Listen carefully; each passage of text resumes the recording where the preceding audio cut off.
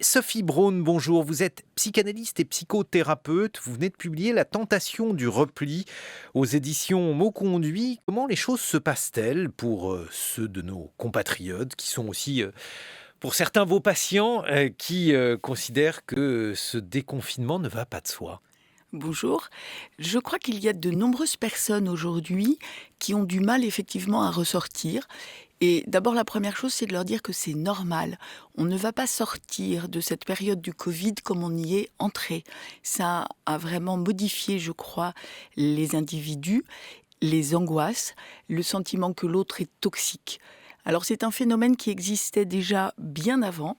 Et j'ai commencé à écrire ce livre, moi, La tentation du repli, il y a déjà 5 ans, parce que je voyais les gens se replier sur Mhm. eux et s'isoler de plus en plus. Le Covid est comme une loupe qui est posée sur ces phénomènes, l'ensemble de ces phénomènes qui menaient à l'isolement et à la solitude intense.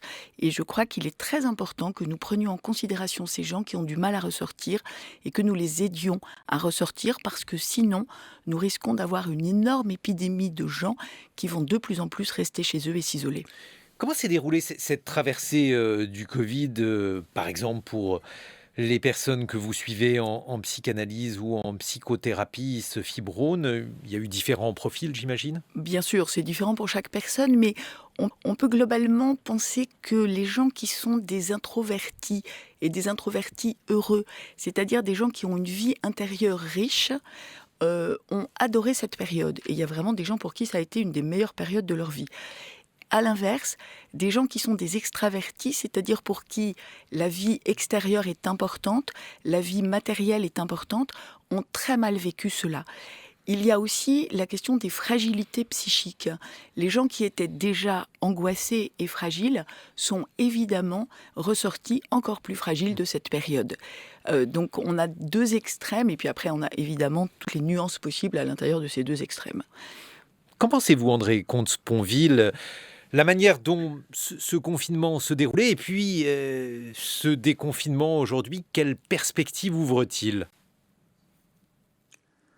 Écoutez, moi je suis partagé. J'ai trouvé que les Français ont fait preuve de beaucoup de discipline, de beaucoup d'obéissance, plus que ce à quoi je m'attendais, hein. Les Gaulois réfractaires se sont devenus de dociles, je ne dirais pas petits agneaux, ce qui serait désobligeant, mais de dociles citoyens. Vous savez, ce qui m'étonne, c'est qu'en Suisse et en Allemagne, où le confinement était beaucoup moins strict que chez nous, il y a eu des manifestations contre le confinement. En France, au contraire, où c'était l'un des confinements les plus stricts d'Europe, il n'y a pas eu de manifestation. Donc ça m'a surpris. Alors ça se comprend très bien par l'exigence de solidarité, hein, et moi-même, j'ai toujours dit qu'il fallait respecter le confinement. Mais il y a eu d'abord donc cette espèce d'obéissance, de discipline, de sérieux, pourrait-on dire. Au déconfinement, alors moi, je ne suis pas psychanalyste, je n'ai pas de patient à charge, mais je suis quand même surtout frappé par l'espèce d'explosion de joie et de liberté qu'on sent dans les rues de nos villes. Moi, j'habite à Paris, là, actuellement, je suis à Nantes, et dans les deux cas, il y a une floraison de terrasses qui sont bondées de gens, notamment beaucoup de jeunes gens. J'ai le sentiment que, pour la plupart des gens, ce confinement se passe bien, que c'est un moment heureux, et au fond, c'est très compréhensible. Alors, ça n'empêche pas qu'il y ait des cas, alors soit pathologiques, soit des cas simplement particulièrement difficiles. Vous savez, la peur est toujours mauvaise conseillère, hein. J'ai souvent cité pendant les confinements, la formule de Montaigne, ce dont j'ai le plus peur, c'est la peur, hein.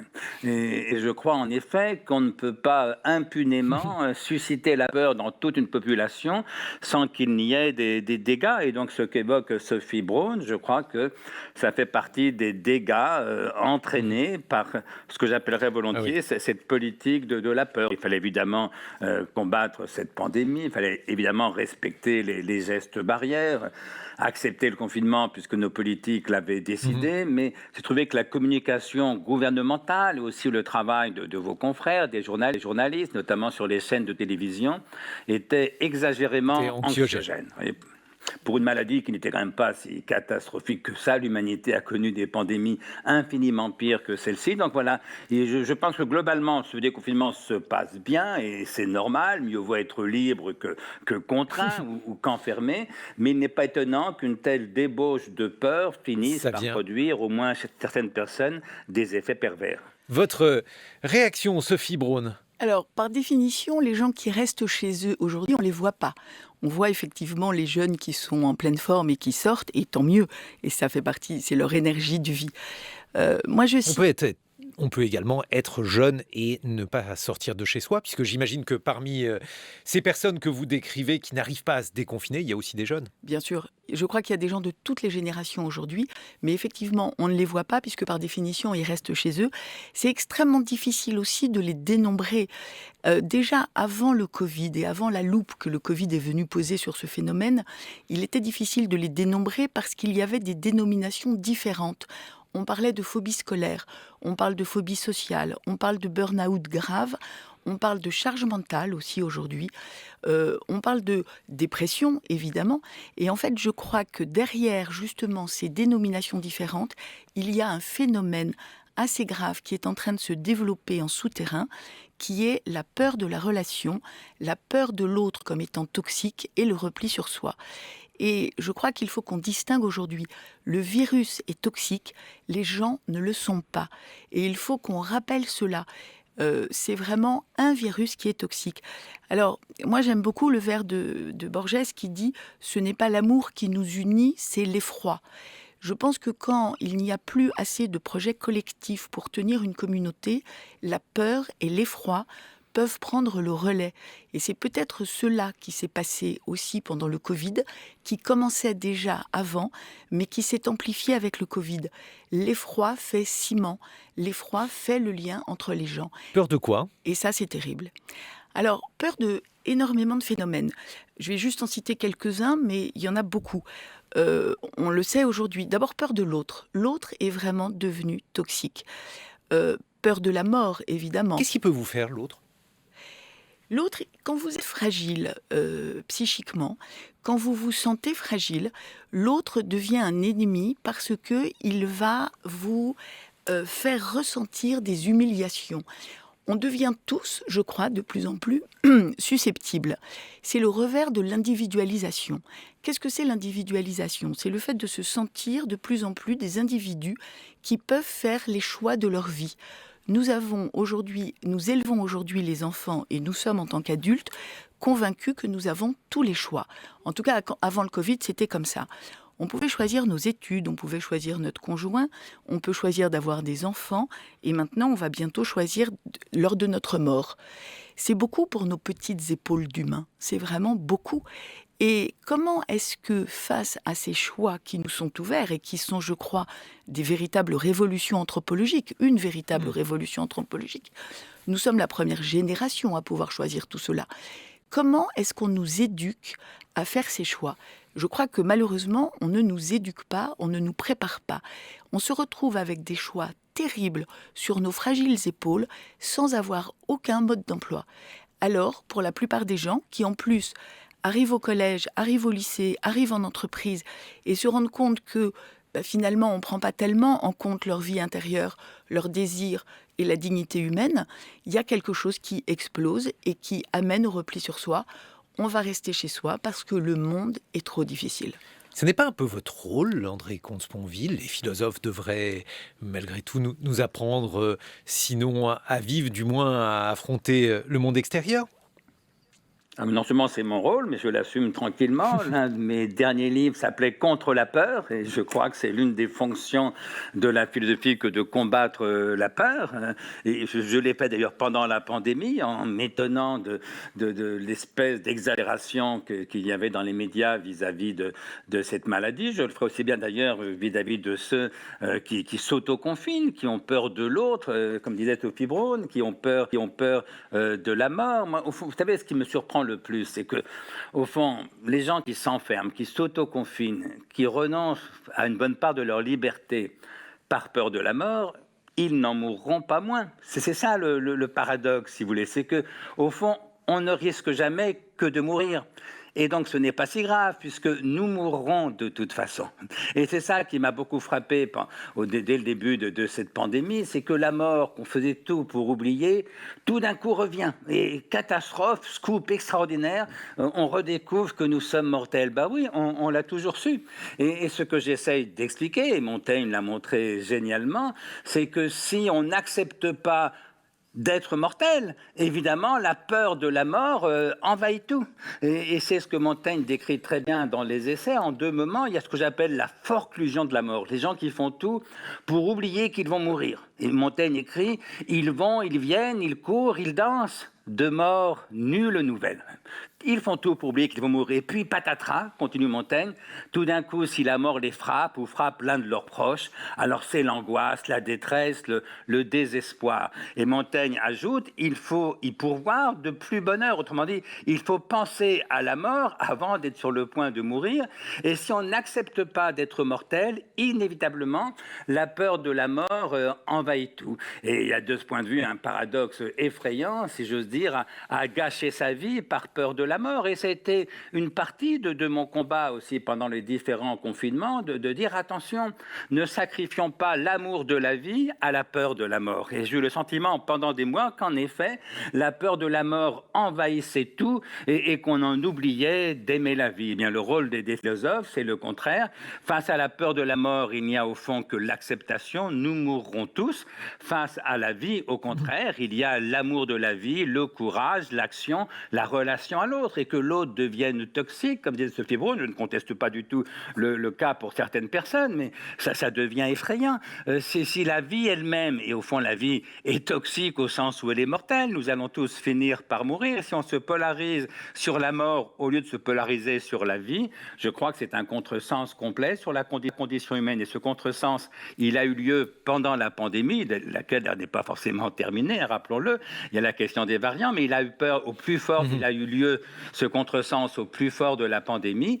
Il n'est pas étonnant qu'il ait lieu aussi, alors, me semble-t-il, dans une moindre mesure, au moment du déconfinement. Qu'en pensez-vous, Sophie Braun, vous qui êtes psychanalyste et psychothérapeute? Je pense que vous avez totalement raison, André Comte-Sponville. Après, comment fait-on pour retrouver ce goût de vivre et ne pas être envahi par, effectivement, le mortifère? Freud disait que, quand même, la chose peut-être que nous ne savons pas nous représenter, c'est notre propre mort. Et c'est quand même ça, véritablement une question.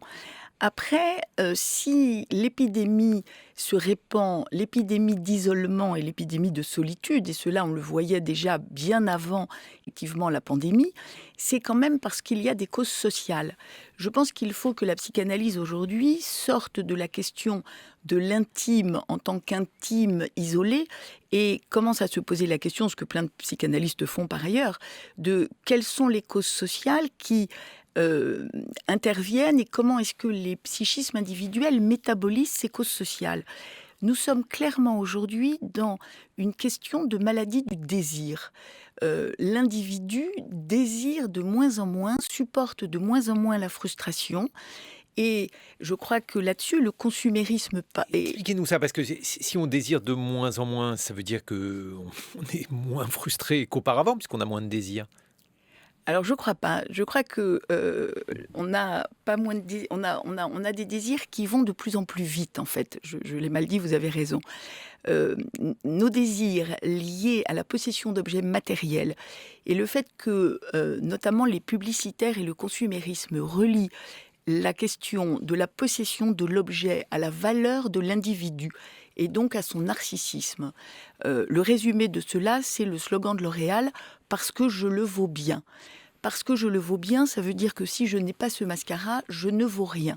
À partir du moment où on a relié la valeur de l'individu à la possession d'un objet, on va avoir un besoin effréné de posséder des objets. Et ce n'est pas un besoin simplement matériel, c'est un besoin finalement ontologique. Notre valeur dépend de cela. Et là, c'est très grave parce qu'on va avoir en permanence, et on le voit bien, besoin du dernier téléphone, du dernier mascara, etc., etc. Et ça va à un rythme effréné. C'est cela, une des choses, je crois, qu'il faudrait que nous ralentissions et surtout que nous commencions à penser cette distinction entre la possession de l'objet et la valeur et la dignité de la personne. Cela nécessiterait un véritable projet collectif, c'est-à-dire que nous soyons pris, je ne sais pas quel est le projet collectif aujourd'hui en France. Sortir du Covid, aller sur des terrasses et boire une bière, c'est vraiment la vie, c'est passionnant, je suis ravie de pouvoir le faire aussi. Ça n'est pas un projet collectif suffisant pour que des gens qui sont aujourd'hui isolés et qui sentent les autres comme étant toxiques aient envie de ressortir. André Comte-Sponville, qu'en pensez-vous? Je suis d'accord sur le fait que les terrasses ne suffisent pas à faire une civilisation. Hein, c'est ça tout le problème finalement. Alors moi, je me méfie un peu de la notion de projet collectif parce qu'il n'y a de projet collectif que politique et il n'y a de politique que dissensuel, conflictuel. Autrement dit, il ne s'agit pas que les Français aient un projet collectif. Il n'y aurait plus de politique, on serait tous d'accord.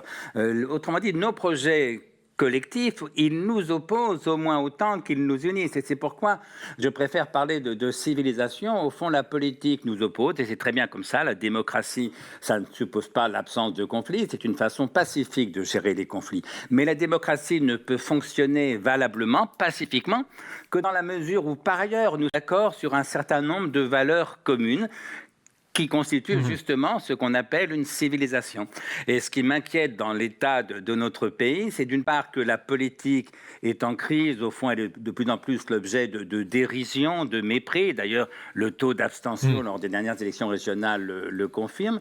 La politique est en crise et la civilisation est en train de se fragiliser. On voit qu'il y a de moins en moins cette communion autour d'un certain nombre de valeurs communes, et donc c'est un mauvais symptôme. Alors du même coup, les gens ont tendance soit à s'enfermer dans l'auto-confinement, pour les raisons qu'évoquait Sophie Braun, soit au contraire à profiter de la vie sur les terrasses, et c'est pas moi qui le reprocherais, mais effectivement, les terrasses, ça ne tient lieu ni de projet politique, il faut parler de projet politique au pluriel, ni de civilisation, et s'agissant de notre pays, il vaudrait mieux parler de civilisation au singulier. On va en reparler dans quelques minutes. André Comte-Sponville, vous nous direz d'ailleurs ce que vous pensez de la situation en matière d'abstention, puisqu'il va en être question dans quelques instants. Je rappelle votre dictionnaire amoureux de Montaigne aux éditions Plomb, et vous, Sophie Braun, La tentation du repli aux éditions Mauconduit. Il est 8h sur France Culture.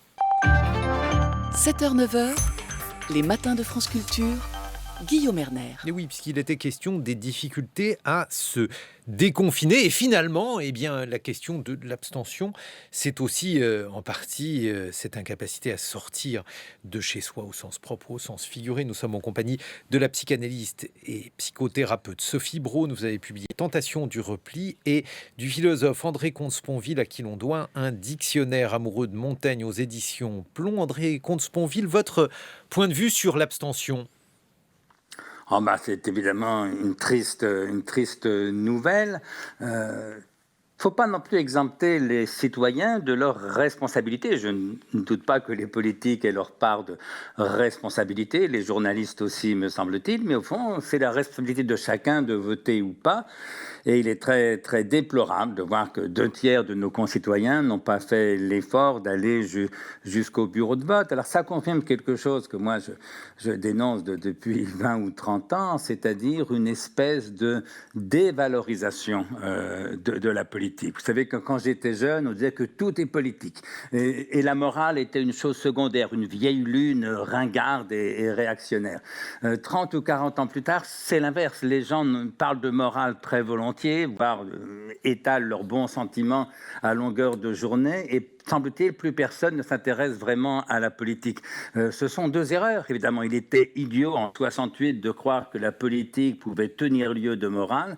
Il est tout aussi idiot aujourd'hui de croire que la morale, l'humanitaire, les bons sentiments puisse tenir lieu de politique. Et donc le combat que je mène moi depuis des années, c'est un combat pour revaloriser la politique. Et je dis toujours qu'on n'y parviendra pas en crachant perpétuellement sur ceux qui la font. Je veux dire sur les hommes politiques. Alors, ils ont leurs défauts, ça dépend évidemment de quel homme politique on parle, mais enfin, rappelons quand même que dans une démocratie, en gros, on a les dirigeants que l'on mérite, c'est nous qui les avons élus. Et on ne fera pas croire que la France est un pays formidable de 68 millions d'êtres intelligents qui seraient malencontreusement gouvernés par un carteron de lâches ou d'imbéciles. Ça n'est pas vraisemblable, vous voyez. Et donc, je pense qu'il faut revaloriser la politique. Ça suppose le travail de tout le monde, y compris des intellectuels, et moi j'essaye d'y contribuer. Ça suppose aussi, me semble-t-il, de la part des médias, une espèce de réflexion. Moi, je suis souvent un peu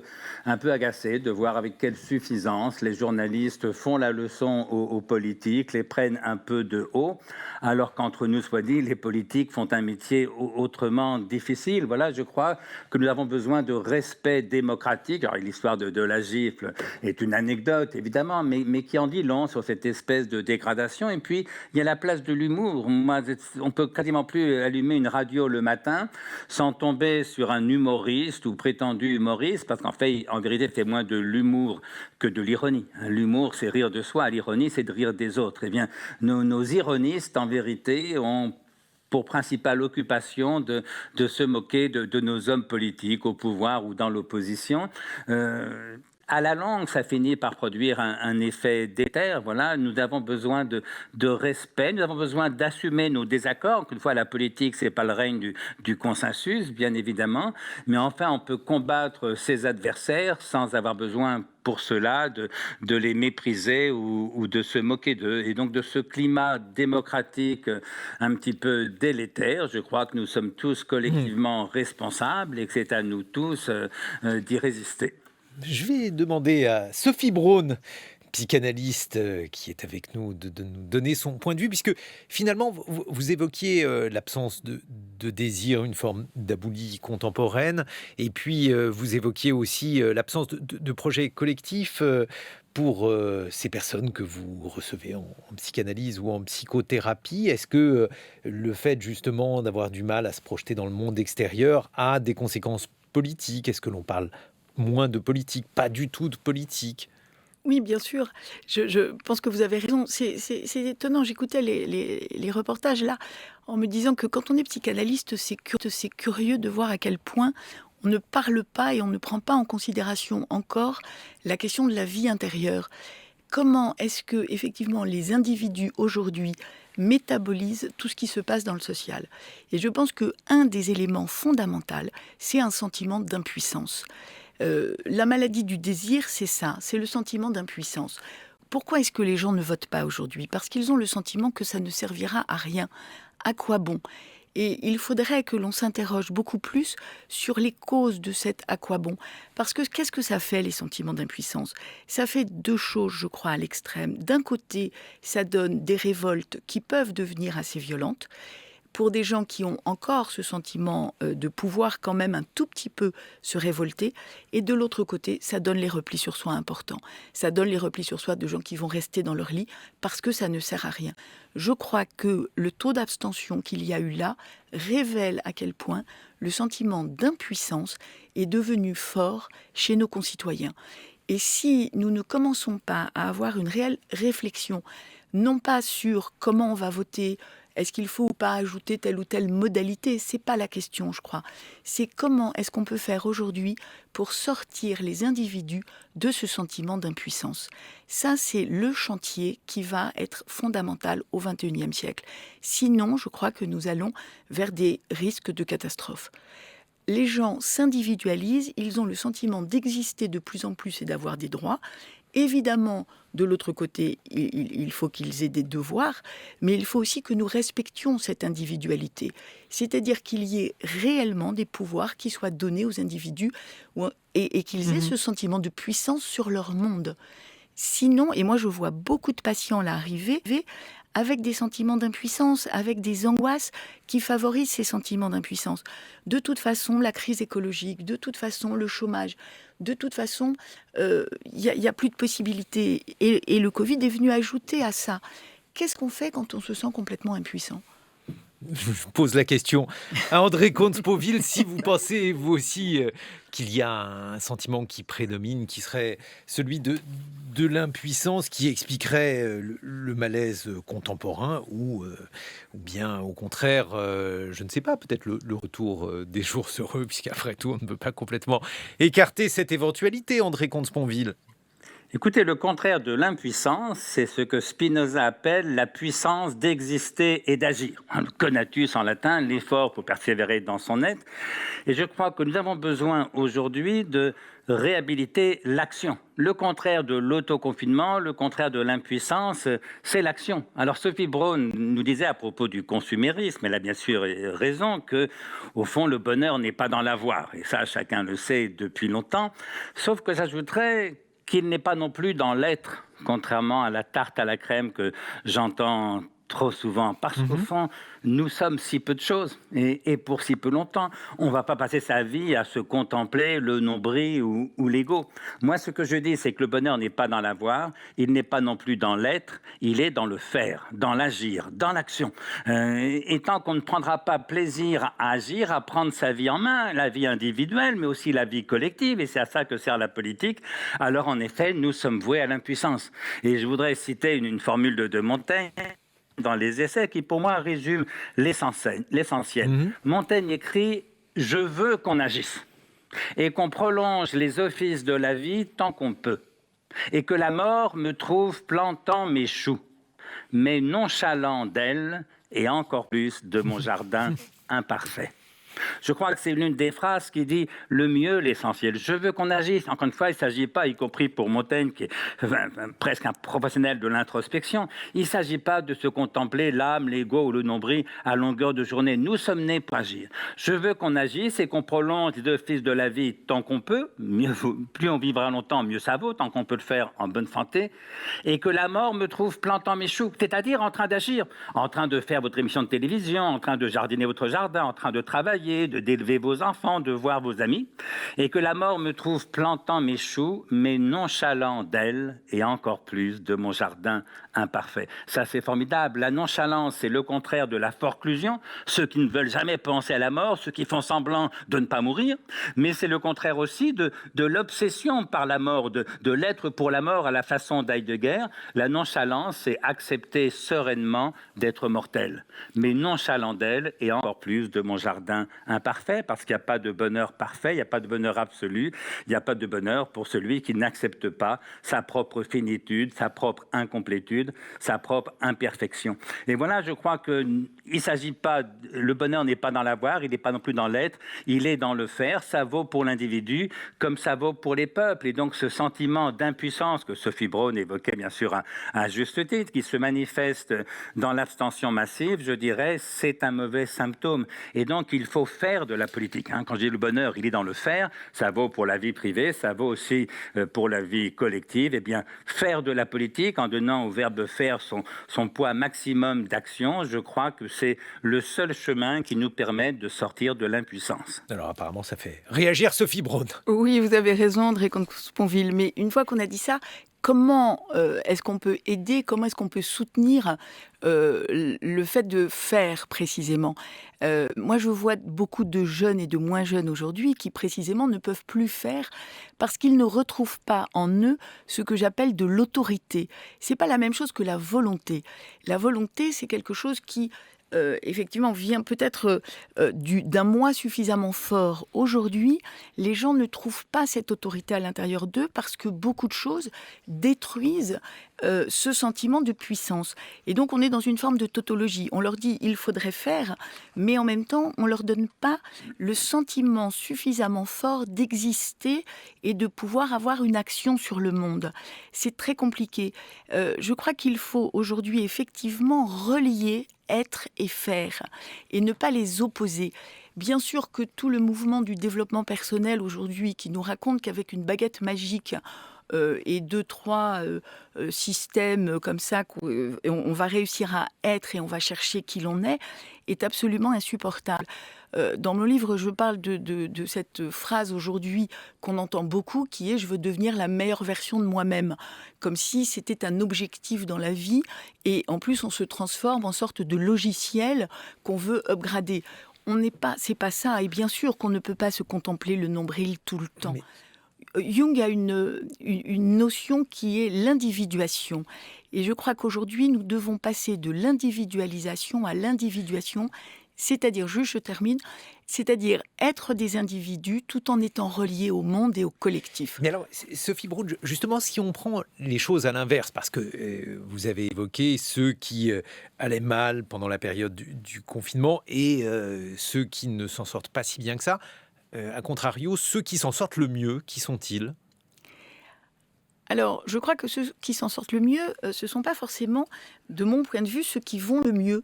Alors, il y a plein de cas de figure. Il y a évidemment tous les jeunes qui sont remplis de désir de vie et qui sont très contents de retrouver de la vie et des autres. Après, il y a tous ceux qui sont parfaitement bien adaptés au monde moderne, c'est-à-dire effectivement à un monde extraverti, à un monde où aller sur une terrasse et boire un verre, ça suffit. Mais c'est Barbara Stiegler qui pose cette question. On s'adapte à un monde, mais jusqu'où on s'adapte ? Et si on est dans un monde toxique, est-ce que c'est vraiment bien de s'adapter ? Vous êtes en train de dire que ceux qui vont bien, en réalité, vont très mal, parce que lors de ce cas-là, ceux qui vont très mal aussi. Mais qui va bien dans votre monde ? Non, il y a des gens qui vont bien. Les gens qui vont bien sont ceux qui trouvent un équilibre entre la vie extérieure et la vie intérieure. C'est-à-dire qu'effectivement, l'adaptation au monde n'est pas une adaptation plaquée, n'est pas, Winnicott dirait, un faux self. C'est quelque chose qui vient profondément de l'intérieur et qui donne cette envie dont parlait André Comte-Sponville d'agir, de faire, d'avoir une responsabilité dans notre monde. Pas seulement d'en tirer des bénéfices et pas seulement d'en profiter. Je crois qu'effectivement, aujourd'hui, on ne peut pas penser que vivre, c'est seulement profiter des choses. Voilà, c'est aussi apporter sa contribution. Et quand on arrive à trouver cet équilibre qui est à la fois vivre et profiter des choses et contribuer au monde et au développement de ce monde qui, quand même, il faut le reconnaître, ne va pas très bien, alors là, je crois qu'on peut trouver effectivement un équilibre et se sentir bien et aller bien. On ne va pas tous mal. Et vous, André Comte-Sponville, justement, si on essayait de définir pour vous ce que serait une bonne vie après cette période éprouvante dont on n'est pas complètement sorti d'ailleurs, mais dont on peut espérer quand même qu'on finisse par en sortir véritablement. Quelle serait cette bonne vie ? Comment la définiriez-vous ? Écoutez, terminons par un mot d'optimiste. La bonne vie ressemble davantage à la vie d'aujourd'hui qu'à la vie du temps du premier confinement. C'est le moins qu'on puisse dire. Voyez, donc rappelons que même s'il y a des cas qu'évoquait Sophie Broun d'autoconfinement, de difficultés, mais ces millions de gens qui prennent plaisir à se retrouver, à manger ensemble, à boire ensemble, c'est quand même une excellente nouvelle. Et puis vous savez, au début de la pandémie, certains annonçaient parfois avec des accents de triomphe dans la voix, la fin du capitalisme, la fin de notre civilisation, la fin de tout, en attendant un nouveau monde. Eh bien, constatons malgré tout que notre société a fait preuve d'une bonne solidité, d'une bonne résilience. Finalement, il n'y a pas d'autre société à ma connaissance où, en gros, on puisse tout arrêter pendant 2 mois et il n'y a pas de catastrophe absolue. La vie reprend son cours, si vous voulez. Et donc, j'ai envie de vous dire...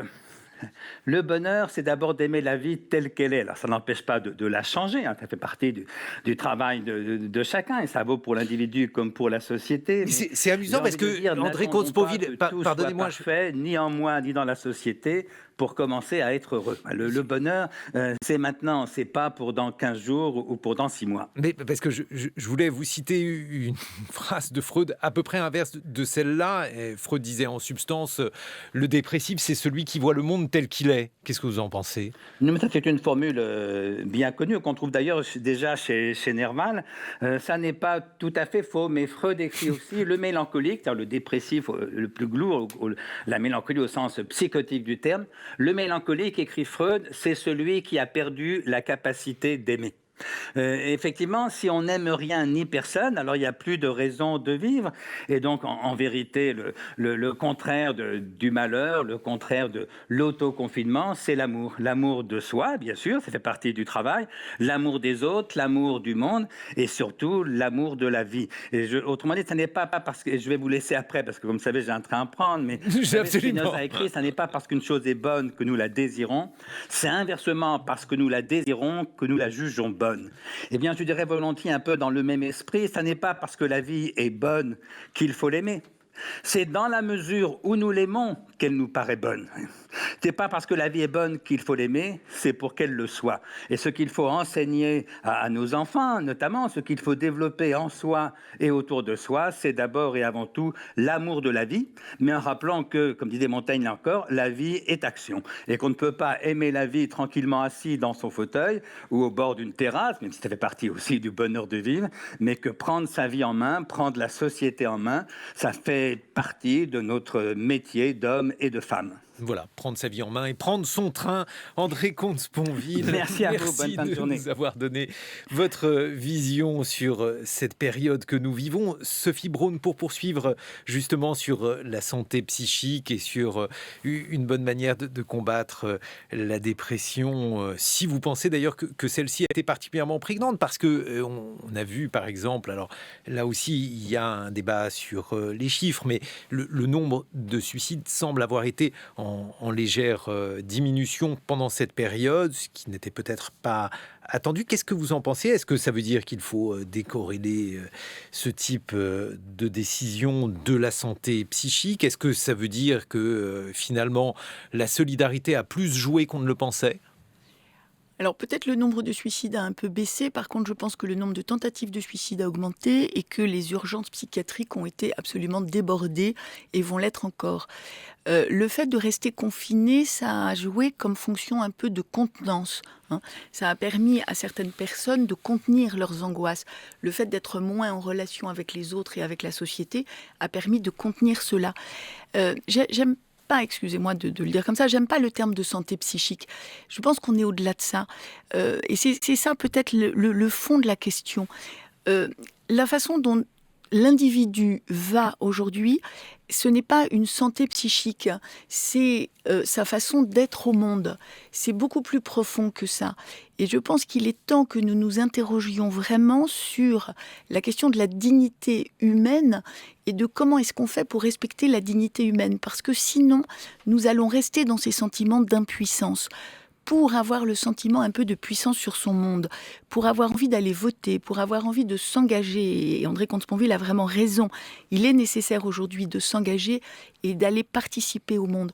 Encore faut-il avoir le sentiment d'être un peu reconnu. Or, je crois qu'aujourd'hui, les gens, la majorité des gens n'ont pas ce sentiment-là. Ils ont le sentiment qu'ils sont en train de brasser de l'air et qu'en fait, ça n'est jamais entendu, ça n'est jamais reconnu.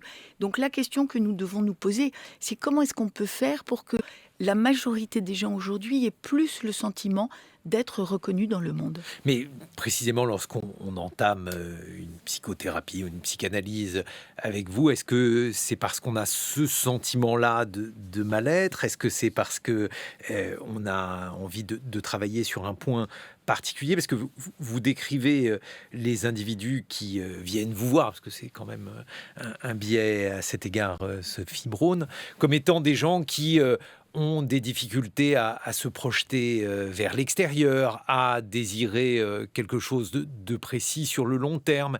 Est-ce que vous pensez que c'est un trait de civilisation ? Oui, je le crois profondément. Et je crois que nous avons tous autour de nous des gens comme ça. Je crois que nous en voyons tous des gens qui, ce que moi j'appelle les formes... ce que j'appelle les formes douces de repli sur soi. C'est-à-dire des gens aujourd'hui qui travaillent, qui rentrent le soir chez eux et qui soit regardent des séries en boucle sur la télé ou sur Netflix ou jouent à des jeux vidéo. C'est-à-dire que la relation à l'autre ne nous paraît plus nécessaire, elle ne nous semble plus une œuvre transformatrice. Et l'amour dont parlait effectivement tout à l'heure André Comte-Sponville, c'est comme si ça n'existait plus. Or, une vie par procuration, une vie où on regarde des gens s'embrasser dans des séries télé, ça n'est pas la même chose qu'une vie dans laquelle on embrasse quelqu'un. Ça, c'est une évidence. Mais je crois que nous sommes en train de perdre cette distinction-là et que pour beaucoup de gens aujourd'hui, regarder des gens s'embrasser à la télévision, c'est la même chose que d'embrasser quelqu'un. Mais alors, Merci pour ce diagnostic individuel. Hervé Gardel, je crois que je vous comprends. ai reconnu dans oui, ce complètement. portrait C'est tout de moi. manière particulièrement criante. Mais alors, pour donner justement 2 ou 3 conseils à Hervé et puis à d'autres personnes, Sophie Braun, est-ce qu'il est possible justement de comprendre comment, dans cette civilisation, enfin en tout cas c'est le regard que vous portez sur elle, la peur de la mort, parce que ça a été cela aussi le confinement, c'est-à-dire un stress intense avec des craintes très fortes relatives à la santé tout court, puisque vous n'avez pas la santé psychique. Comment on relie les deux? Oui, bien sûr. Ben, je crois qu'il faut aussi parler d'un dernier point qui est quand même l'évolution technologique. Beaucoup des outils technologiques aujourd'hui servent à l'isolement, que ce soit le développement effectivement de la télévision, des séries, etc., ou que ce soit le fait de pouvoir se faire livrer quelque chose à domicile. On utilise en tout cas ces réseaux sociaux comme des tentatives d'isolement, dans le sens de s'isoler. Alors qu'au contraire, les réseaux sociaux, Internet, pourraient nous servir à être beaucoup plus en lien. Et il y a énormément d'initiatives aussi aujourd'hui, et c'est peut-être là-dessus qu'il faut terminer, par des tas d'initiatives, au contraire, qui servent à créer du lien et de la relation. Moi, j'ai vu beaucoup de patients pendant le confinement être en boucle sur Facebook, par exemple, et être dévorés par des sentiments de jalousie parce que les autres montraient évidemment dans cette vitrine qu'est Facebook ou Instagram les bons côtés du confinement, alors que, par exemple, j'avais une jeune patiente qui vivait dans 12 mètres carrés à Paris sans fenêtre ou avec un vasistas et qui regardait en boucle ses amis être avec leur famille dans des belles maisons au bord d'une piscine. C'est ravageur, ça. Mais alors, Vraiment ravageur. justement, ces patients qui évoquaient cela, alors, aujourd'hui, qu'est-ce qu'ils vous disent, Sophie Braun? Beaucoup n'arrivent pas à sortir. C'est là où la vie psychique et la vie intérieure, il faut qu'on en prenne beaucoup plus conscience et qu'on en prenne beaucoup plus compte, qu'on la prenne en considération. Ils ont mis en place des ressources intérieures pour supporter cette situation. Et on a le sentiment, on leur demande aujourd'hui en 2 secondes de changer toutes ces ressources qu'ils ont mis en place pour ressortir immédiatement. Ça marche pas comme ça. Quand on met en place des ressources pour rester enfermé, pour rester confiné, il faut du temps ensuite. On est comme des convalescents. C'est un peu comme si on avait vécu une maladie et qu'on est des convalescents aujourd'hui. Il faut prendre du temps pour ressortir. Donc il faut beaucoup de douceur, il faut beaucoup de tendresse, il faut beaucoup de délicatesse. Et ce sont des mots qu'on a du mal à utiliser aujourd'hui. C'est presque des gros mots. Pourquoi ? De dire tendresse ou douceur. Je ne sais pas pourquoi, mais parce qu'on vit dans un monde de guerre, parce qu'on élève les enfants comme si on est dans une guerre économique. Et on élève les enfants pour que ce soit des guerriers. On leur apprend à 3 ans à avoir 4 ans, à avoir 5 ans. On est content quand ils sont en avance. On est content quand ils ont des compétences qui sont supérieures à celles de leur âge. Mais qu'est-ce qu'on fait quand on fait ça ? On leur apprend dès le début, tout petit, d'abord à ne plus être dans leur corps, mais à être simplement des purs esprits, et d'autre part qu'ils ne sont jamais à la hauteur d'un modèle de perfection qu'on essaye de leur imposer. Et ça, c'est particulièrement ravageur aussi pour une bonne vie intérieure un peu douce. Et je pense qu'il faudrait que nous commencions à élever les enfants un peu plus tranquillement. André Comte-Sponville, Dictionnaire amoureux de montagne, c'est aux éditions Plomb. Sophie Braun, La tentation du repli aux éditions Mot Conduit.